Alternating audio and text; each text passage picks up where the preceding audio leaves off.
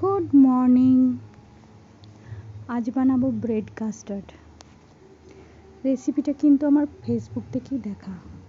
এর আগে fruit custard বানিয়েছি, কিন্তু এটা দেখে ভালো লাগলো, তাই আইডিয়াটা নিলাম। দেখে নাও।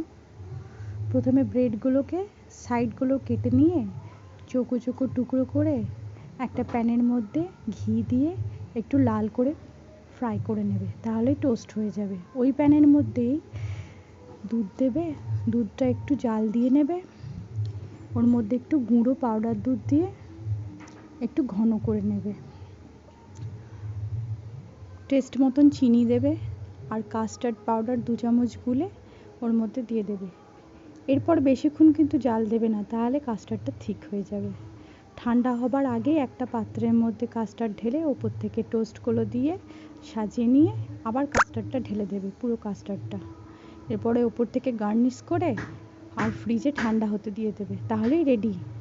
দেখো কেমন লাগলো, একটা লাইক আর কমেন্ট করে দিও।